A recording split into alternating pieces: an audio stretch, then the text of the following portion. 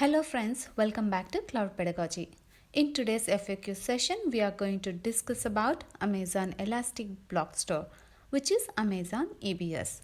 So while let's move on to our questionnaires.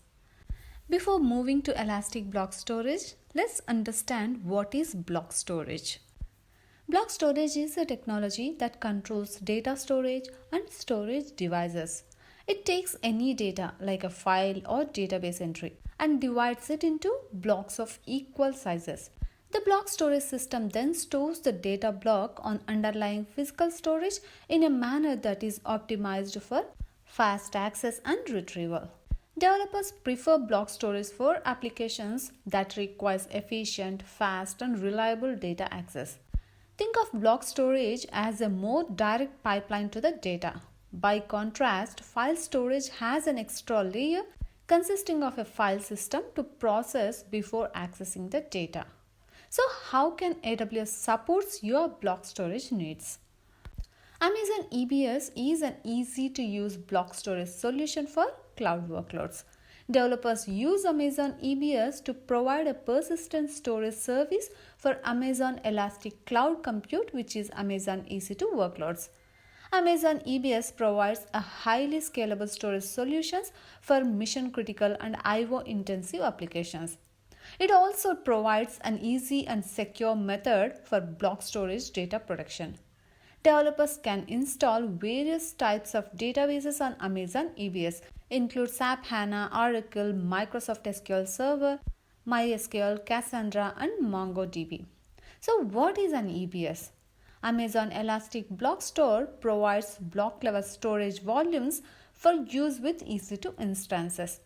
EBS volumes behave like raw, unformatted block devices. You can mount these volumes as devices on your instances. EBS volumes that are attached to an instance are exposed as storage volumes that persist independently from the life of the instance. So, what are the benefits of using EBS volumes? Data availability. When you create an EBS volume, it is automatically replicated within its availability zone to prevent data loss due to failure of any single hardware component. You can attach an EBS volume to any EC2 instance in the same availability zone. After you attach a volume, it appears as a native block device similar to a hard drive or other physical device.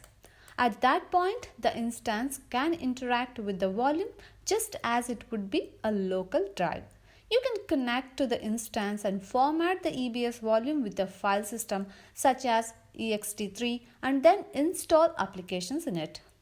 Next, data persistence. An EBS volume is of instance storage that can persist independently from the life of an instance. You continue to pay for the volume usage as long as the data persists. Next, data encryption. For simplified data encryption, you can create encrypted EBS volumes with the Amazon EBS encryption feature. All EBS volume types supports encryption. You can use encrypted EBS volumes to meet a wide range of data at rest encryption requirements for regulator or audited data and applications. Next, data security. EBS volumes are presented to you as raw, unformatted block devices. These devices are logical devices that are created on the EBS infrastructure, and the Amazon EBS service ensures that the devices are logically empty prior to any use or reuse by the customers.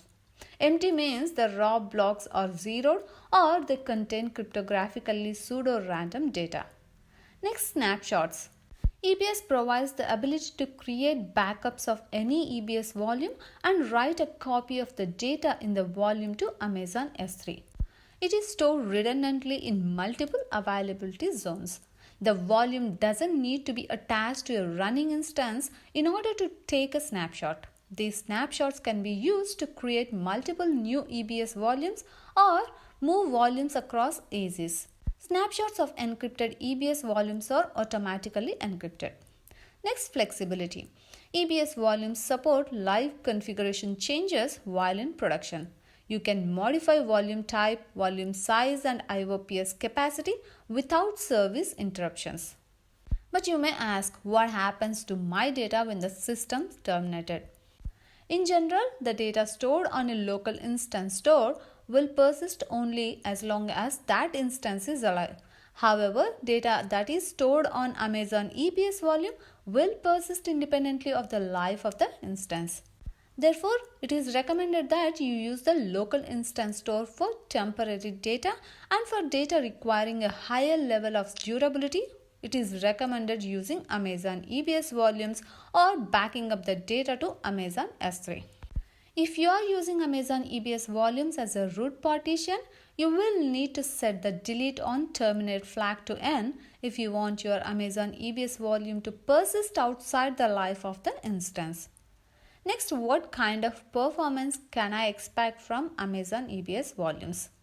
EBS provides 4 current generation volume types that are divided into 2 major categories: SSD backed storage for transactional workloads and HDD backed storage for throughput intensive workloads. These volume types differ in performance characteristics and price, allowing you to tailor your storage performance and cost to the needs of your applications. But how to choose a volume for my applications? SSD backed volumes are designed for transactional IOPS intensive data workloads, boot volumes, and workloads that require high IOPS. SSD backed volume includes provisioned IOPS SSD. IO2 block express of the provisioned IOPS SSD volumes is designed to provide 100x durability of 99.999%, making it ideal for business critical applications that need higher uptime. GP3 is the latest generation of general purpose SSD volumes that provides the right balance of price and performance for most applications that don't require the highest IOPS performance or 99.999% durability. HDD backed volumes are designed for throughput intensive and big data workloads, large IO sizes, and sequential IO patterns. HDD backed volumes include throughput optimized HDD and cold HDD. Next, let's see the best practices for high availability on Amazon EBS. Amazon EBS volumes are designed to be highly available, reliable, and durable. At no additional charge to you, Amazon EBS volume data is replicated across multiple servers in an ASIC. This prevents the loss of data from the failure of any single component. Depending on the degree of high availability that your application requires, it is recommended to follow guidelines to achieve a robust degree of high availability. Design the system to have no single point of failure using high availability and scaling on AWS. Use automated monitoring, failure detection, and failover mechanisms using CloudWatch. Prepare operating procedures for manual mechanisms to respond to, mitigate, and recover from any failures. This includes detaching unavailable volumes and attaching a backup recovery volume in cases of failure. Next, does AWS support multiple instances accessing a single volume? Yes, there is an option. You can enable multi-attach on an EBS provisioned IOPS, which is IO1 volume, to allow a volume to be concurrently attached to around 60 Nitro-based EC2 instances within the same availability zone. Next question, do I need to unmount the volume in order to take a snapshot? Does the snapshot need to complete before the volume can be used again? No, snapshots can be done in real time while the volume is attached and in use. However, snapshots only capture data that has been returned to your Amazon EBS volume, which might exclude any data that has been locally cached by your application or OS. In order to ensure consistent snapshots on volumes attached to an instance, it is recommended cleanly detaching the volume, issuing the snapshot command, and then reattaching the volume. For Amazon EBS volumes that serve as root devices, it is recommended to shut down the machine to take a clean snapshot. Next, are snapshots versioned? Can I read an older snapshot to do a point-in-time recovery? Each snapshot is given a unique identifier and customers can create volumes based on any of their existing snapshots. What charges apply when using Amazon EBS shared snapshots? If you share a snapshot, you won't be charged when other users make a copy of your snapshot. If you make a copy of another user's shared volume, you will be charged normal EBS rates. Can users of my Amazon EBS shared snapshots change any of my data? Users who have permission to create volumes based on your shared snapshots will first create a copy of the snapshot into their account. Users can modify their own copies of the data, but the data on your original snapshot and any other volumes created by other users from your original snapshot will remain unmodified. Next, how can I discover Amazon EBS snapshots that have been shared with me? You can find snapshots that have been shared with you by selecting Private Snapshots from the Viewing drop-down in the Snapshots section of the Management Console. This section will list both snapshots you own and snapshots that have been shared with you. Next, how can I find what Amazon EBS snapshots are shared globally? You can find snapshots that have been shared globally by selecting Public Snapshots from the Viewing drop-down in the Snapshots section of the AWS Management Console. Next, is there encryption on Amazon EBS volumes and snapshots? Yes, EBS offers seamless encryption of data volumes and snapshots. EBS encryption better enables you to meet security and encryption compliance requirements too.